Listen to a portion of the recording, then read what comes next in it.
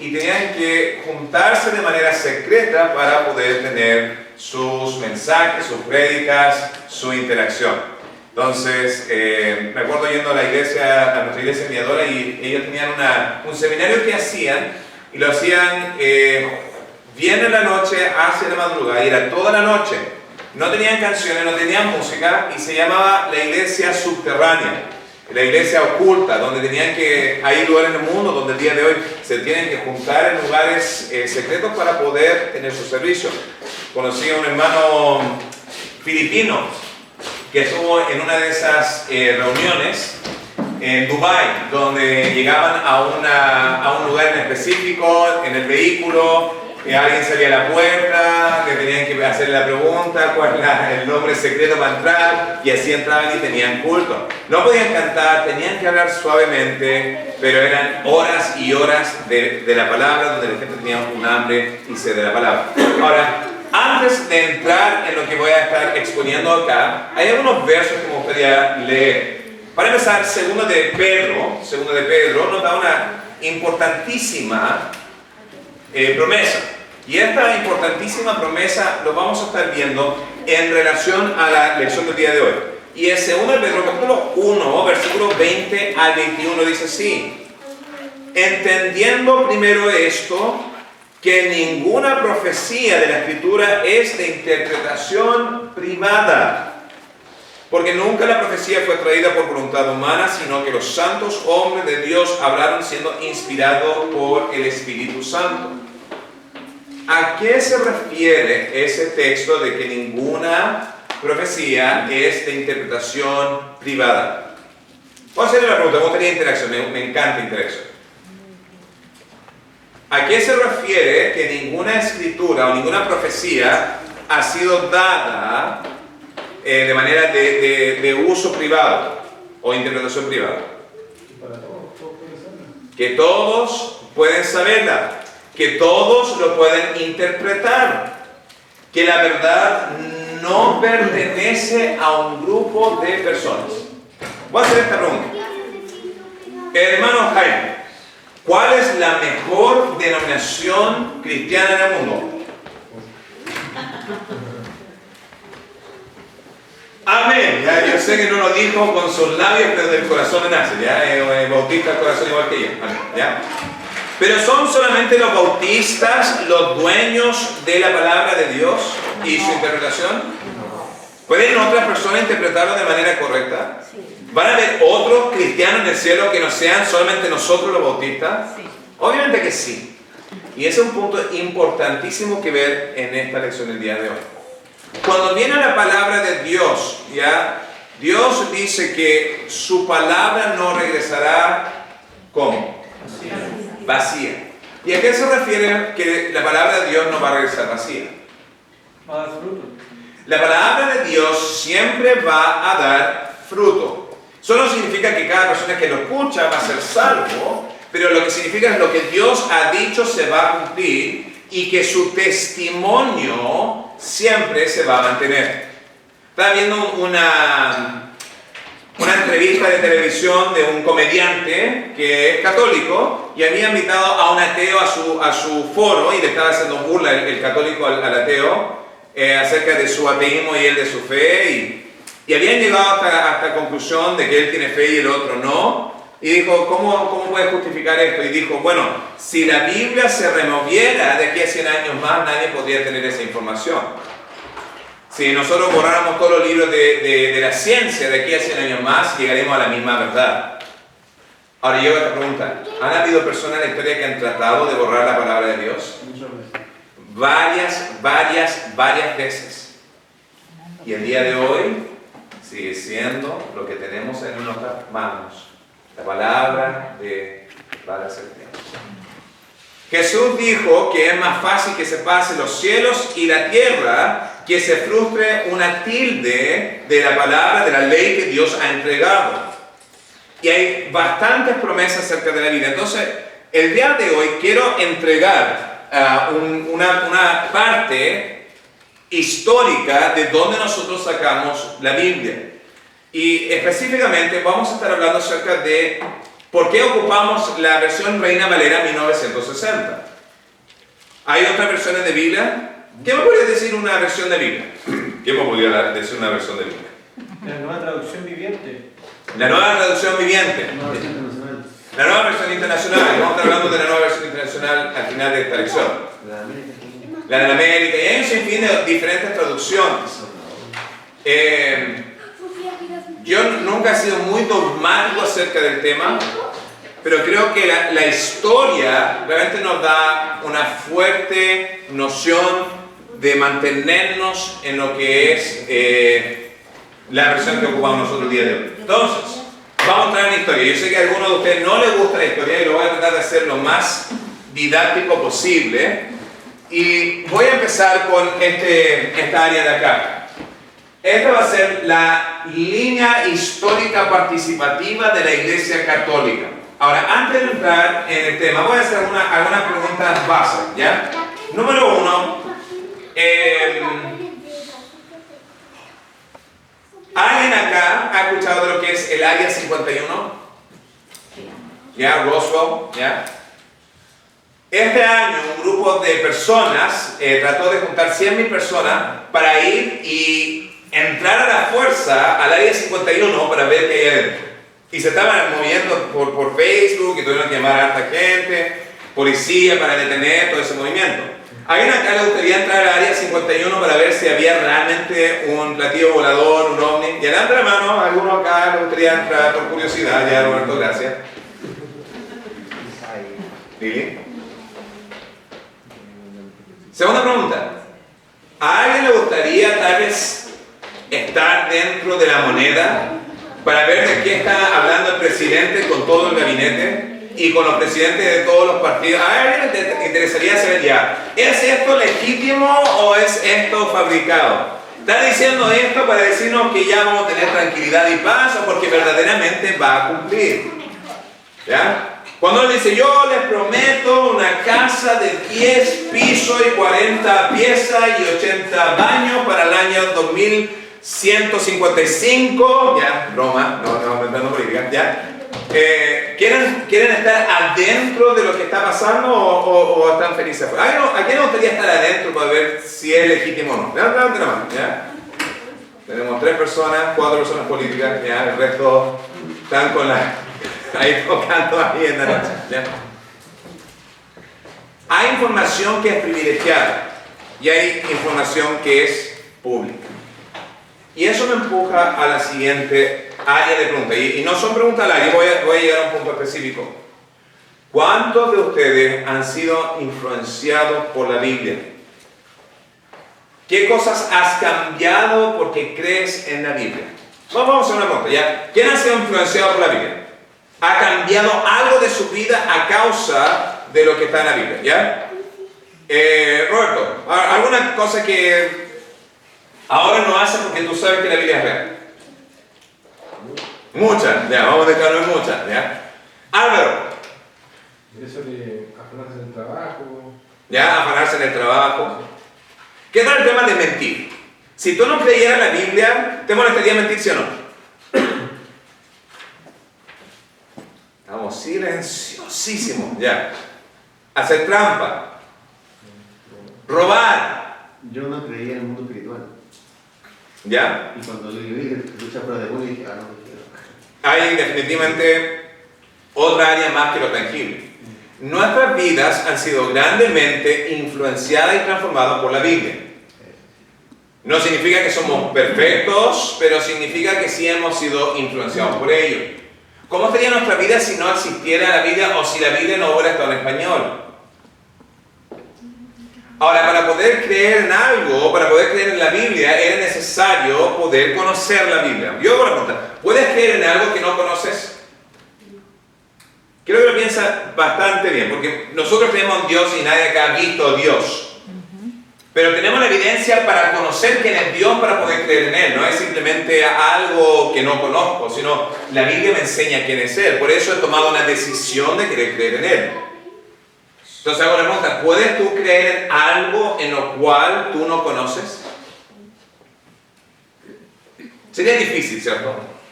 Para que yo crea en algo, debo primeramente conocerlo.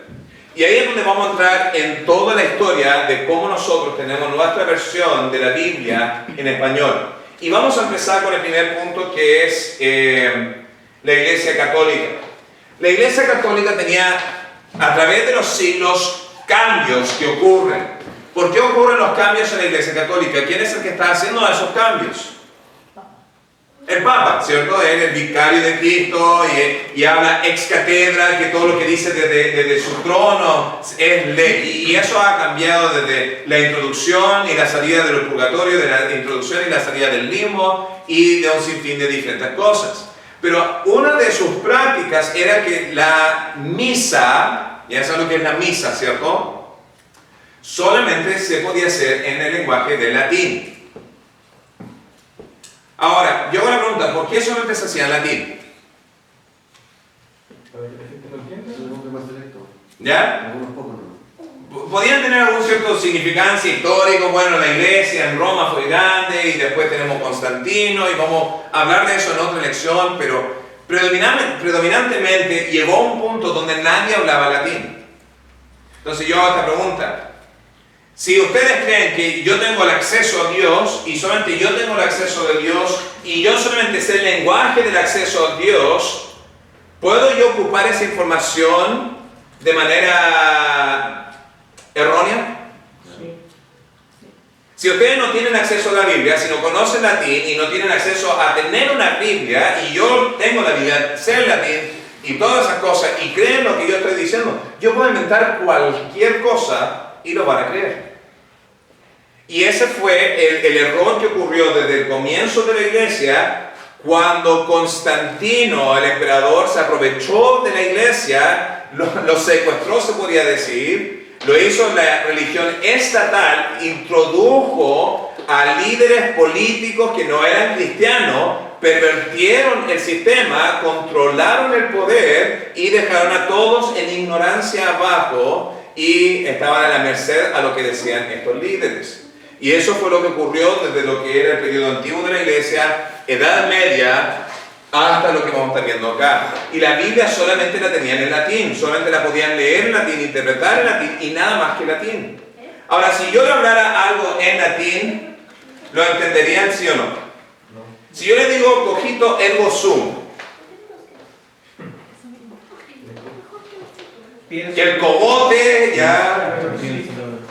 Pienso, luego existo. Pienso, entonces existo. Jorge sabía eso, ya. Lo buscó en Google, ya. Franco también, ya. Dos habilosos. Tenemos dos infiltrados del Vaticano acá adentro, por si acaso.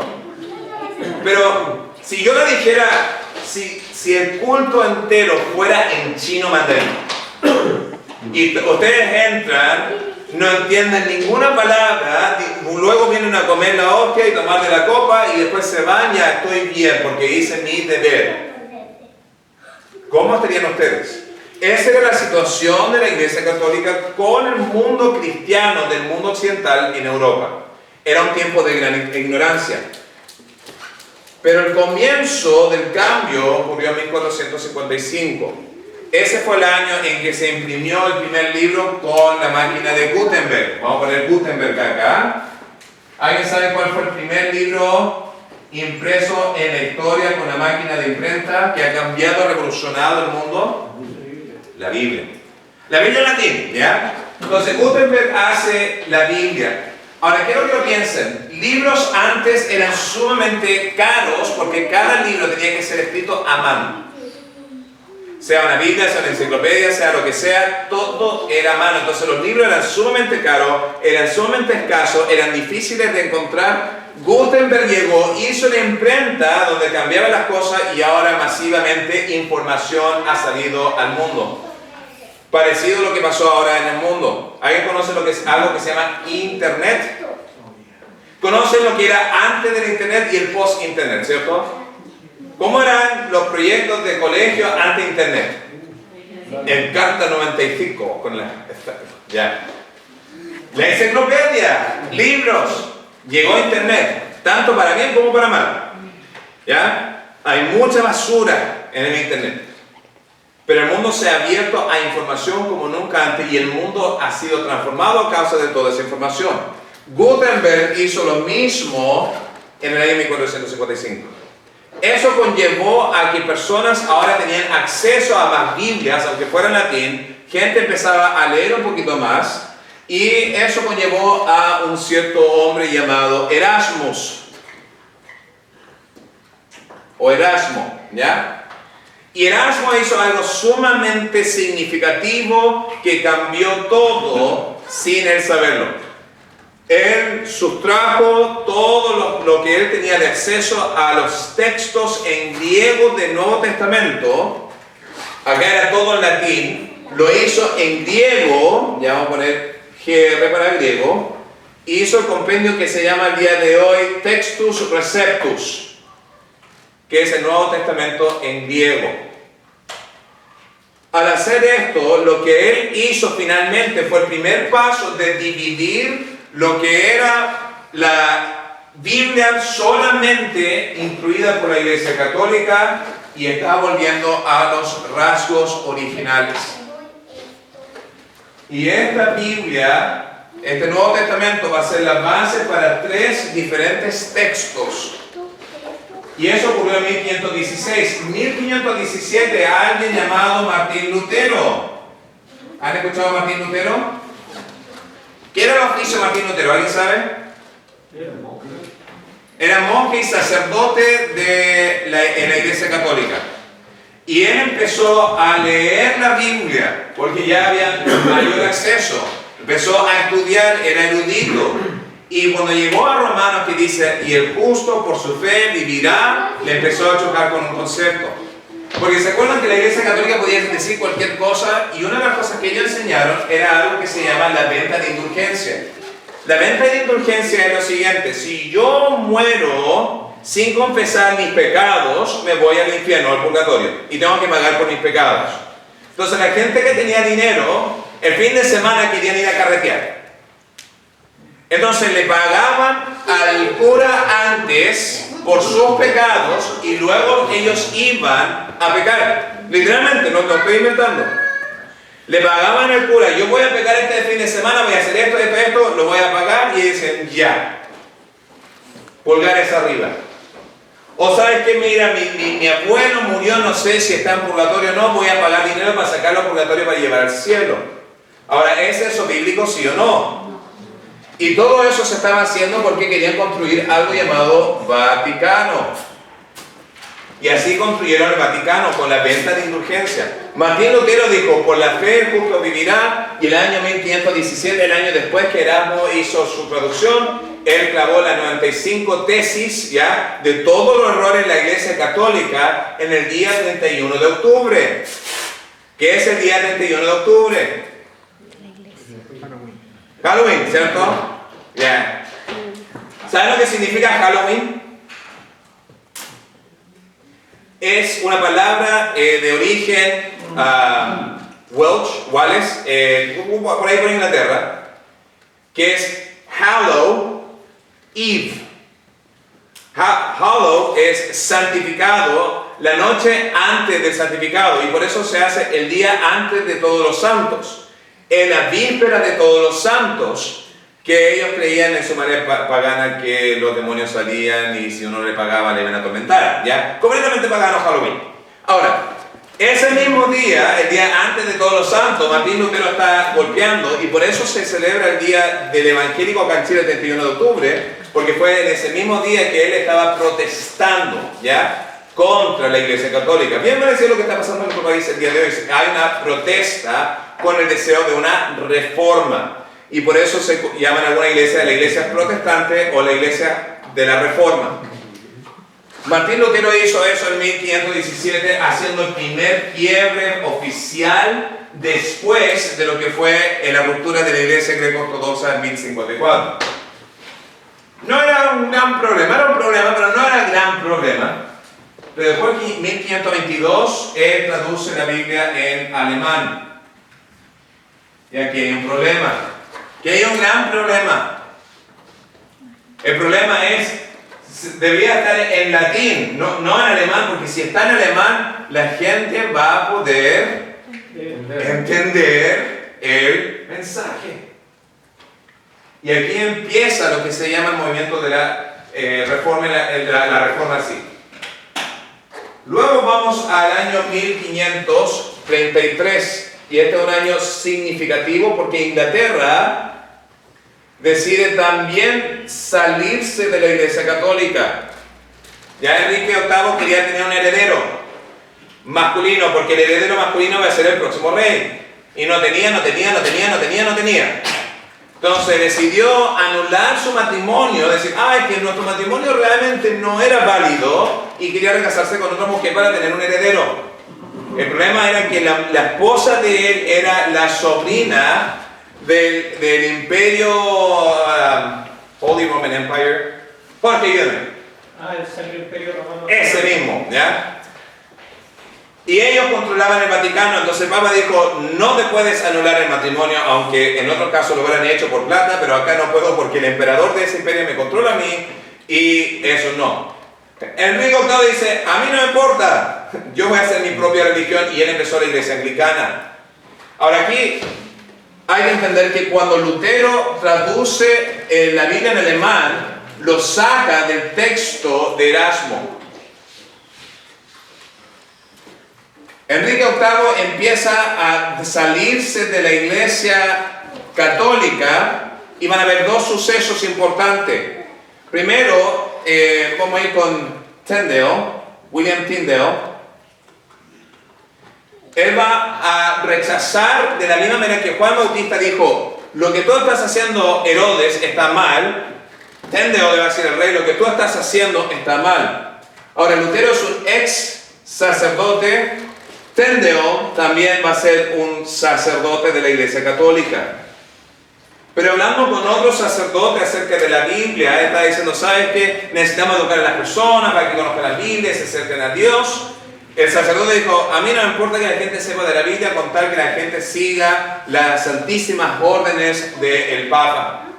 Y Tyndale se enfurece, dice, yo me voy a asegurar, si Dios me da la vida larga, de asegurarme que es un granjero, un hijo de un granjero que está trabajando en la tierra, va a saber más de la Biblia que tú.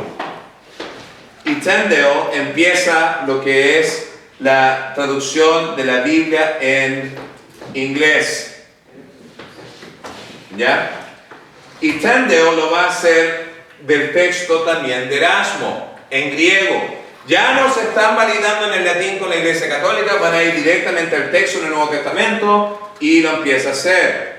1536 llega, lo encuentran, lo capturan y lo empiezan a juzgar por la posesión ilegal de una Biblia y su funcionalidad de tratar de traducirlo al inglés.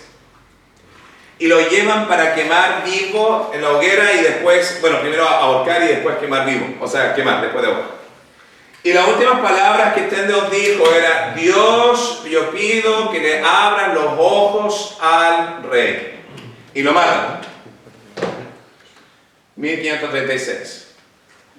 Ahora, la Iglesia Católica está viendo, Alemania empieza con la reforma. Ahora Enrique VIII, una nación se está saliendo, y la iglesia se empieza a asustar, y empiezan el movimiento anti-reforma con un hombre de nombre Loyola, que va a formar una agrupación llamada los jesuitas. ¿Han escuchado de los jesuitas? ¿Quiénes son los jesuitas? Vinieron a Chile por los españoles y trajeron la educación. ¿Ya? Son educadores que llegaron a Chile. La función primordial, o una de las funciones primordiales de los jesuitas, era de contrarrestar la reforma, sea de manera pública o privada. Su función es asegurarse de que el mundo europeo no se empiece a salir de la Iglesia Católica. Esa es su función. Y en 1540 va a ser finalmente aprobado su organismo dentro de la Iglesia Católica. Y esto va a tener un factor fundamental en la historia. Entonces, Enrique VIII mata a Tyndale, se sale de la Iglesia Católica, y luego muere en el año 1552. su hija María, una de sus hijas que tuvo, no tuvo hijo, el hijo que tuvo murió, comenzó el movimiento de vuelta a la Iglesia Católica en el 553, pero abruptamente muere en el 558. Entre tanto, ocurre uno de los concilios más importantes de la Iglesia Católica. Se llama el Concilio de Trento. ¿Alguien ha escuchado del Concilio de Trento? Ya, en el Concilio de Trento se logran un par de cosas, ¿ya? Dentro de ellos tenemos que nadie puede tener o poseer una Biblia en un lenguaje que no sea latín, que nadie puede tener o leer ningún material que es considerado hereje, si no será penado con la muerte. Es ilegal tener cualquier material del hereje, y la única Biblia que van a poder ellos ocupar en la historia va a ser la Vulgata de Jerónimo del año 300. Y es en este concilio de Trento donde ellos añaden los apócrifos, los libros apócrifos, para decir nuestra Biblia está completa y el de los protestantes no lo es. Esa es la razón principal porque tienen los libros apócrifos. Y eso va a ocurrir en el concilio de Trento. María se va a casar, ella es inglesa, se va a casar con un príncipe de España, todo está bien, se está tratando de regresar a la Iglesia Católica, empieza a hacer una persecución de los cristianos, mártires de la Reforma, atacando a aquellos que se oponen al dogma de la Iglesia Católica, pero abruptamente muere el 553. Luego llega el año 558 y empieza el reinado de Elizabeth, su media hermana, que va a retomar las cosas hacia el tema del movimiento protestante. Ahora, entre tanto, ya tenemos dos versiones, una en alemán del texto de Erasmo y uno en inglés del texto de Erasmo, y acá es donde llega un personaje. Ahora, yo le hago esta pregunta: Reina Valera, ¿en qué año fue reina?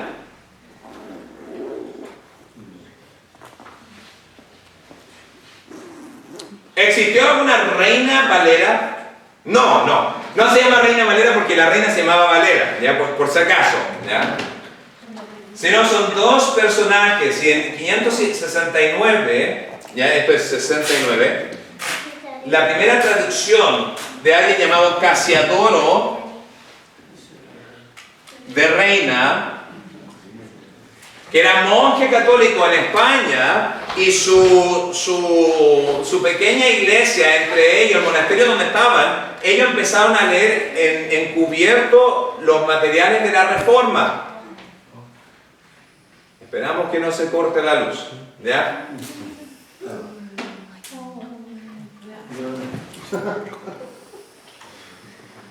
¿Ya? Si se corta, vamos a terminar el servicio porque no sabemos cómo van a estar las condiciones, ¿ya? Si no se corta, vamos a continuar. Entonces, Casiodoro de Reina, siendo un monje católico en un monasterio, está leyendo material de la Reforma, y ellos empiezan a ver todos los errores que están en la Iglesia Católica. Están diciendo, esto está mal, esto está mal, esto está mal, y una cosa necesitamos, es la Biblia en nuestro lenguaje. Y él hizo el primer, con su conjunto de grupos de personas, el primer traducción de la Biblia de Erasmus al español. No va a ser hasta el año 1662, ya, con otro personaje que se llama Cipriano de Valera, que va a ser un profesor en Inglaterra, una persona muy erudita, estudiante dentro de esta agrupación de reformistas, y él va a corregir los cambios que ocurrieron en los últimos 30 años de la modificación de la lengua española. Y desde entonces, ya lo que se llamaba la Biblia del Oso, en 1662, no, 1602, disculpa por eso, 1602, va a haber la primera edición de lo que se llama la versión Reina Valera. Han habido 8 o 10 ediciones o correcciones, no voy a llamar correcciones, pero han sido actualizaciones ya del texto, y el que ocupaba el día de hoy es el 1960. Y entonces eso es en el español, pero es importante seguir el tema de inglés para poder entender lo que está pasando después. Reina Elizabeth muere. ¿Ya? La familia Tudor de Enrique VIII ya desaparece, no hay más monarcas de él, porque tuvo un hijo, Eduardo murió, María murió, Elizabeth murió, ella murió sin hijos, ella murió virgen sin hijos. Tienen que traer a un escocés llamado Jaime VI, James VI, para que sea finalmente conocido como James I. Y James I dice, ¿sabes qué? Lo que vamos a empezar con el reino es una traducción de la Biblia en inglés. Oficial, porque acá Tyndale no la alcanzó a terminar, no era sancionado por el gobierno ni por el rey, y decidieron formar su iglesia con la palabra de Dios. El año después que James I tomó el cargo, grupos de los jesuitas, en 1605, hicieron un complot que se llama el complot de la pólvora de pistolas, ¿ya? Donde llevaron barriles y barriles y barriles de pólvora y lo estaban poniendo debajo del Congreso donde iba a estar el Parlamento y el rey al mismo tiempo, y lo iban a estallar porque la Iglesia Católica, a través de los jesuitas, quería establecer un rey en Inglaterra y así retomar el poder, el control, el monopolio de la Iglesia Católica en Europa. Este plan falló por un tip que le dieron a las autoridades. Pillaron al grupo de 6 o 10 autores que estaban tratando de asesinar al rey y se empezó lo que era la traducción de la King James. Para hacer esta traducción de 1611 se tomaron 7 años, en el cual tenían 54 eruditos que conocían, había uno que conocía 15 lenguajes, era lo elite, de lo elite, de lo elite, de lo elite, de profesores, gente consagrada, gente buena, con 6 grupos de personas en 3 universidades diferentes, uno en Cambridge, el otro en Oxford y el otro en Westminster. Para poder terminar un libro, habían 14 pruebas que tenían que ellos asegurarse para que fuera la versión oficial. Ahora, mientras ellos estaban trabajando en traer una versión de la Biblia que fuera fidedigno a los originales, a los textos griegos, la Iglesia Católica, como no pudo matar al rey, ellos decidieron trabajar, y en el 1610, ya, son algunas teleseries, 1610 ellos salen con la versión Dewey Reams, versión de la Biblia en inglés, para católicos. Para así ellos asegurarse que sus dogmas y sus tradiciones y su enseñanza fueran correctos, o de tratar de mantener el monopolio en Inglaterra, que era una superpotencia. Y lo logran el año antes que el rey Jaime lo logra hacer. Por 300 años, esta versión de la Biblia, nuestra versión de la Biblia, la versión de la Biblia de los alemanes, ha hecho impacto, transformación, porque han ido a la palabra de Dios, a la palabra de Dios, al original, al original, original. Entonces, en la guerra de los jesuitas en contra, en lo que se llama la contrarreforma, en tratar de traer educación, como lo hicieron acá, de manera de mantener los países latinos dentro del margen católico.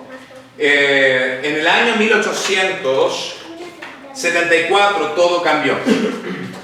Ya no tengo más pizarras, ¿ya? Pero voy a poner a cargar. 1874 todo cambió. Entonces la King James también se basó en la de Erasmus, ¿cierto? ¿Cómo? La King James también se basó en la de Erasmus. De Erasmus, sí. Entonces la King James, la Reina Valera, la versión de Alemania. Pero todo cambia en el año 1854.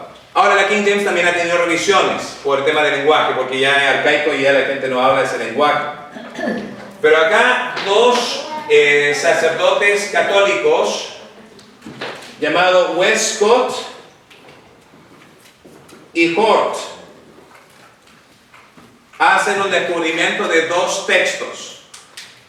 El texto Vaticanus y el Sinaiticus, el del Sinaí, ¿ya? El Sinaiticus lo encontraron en un monasterio como papel para... ¿Alguien alguna vez ha impreso algo, una lección, y después ya no lo necesita? ¿Quién lo bota? ¿O quién lo da vuelta y lo tiene como papel para gastar en otras cosas más?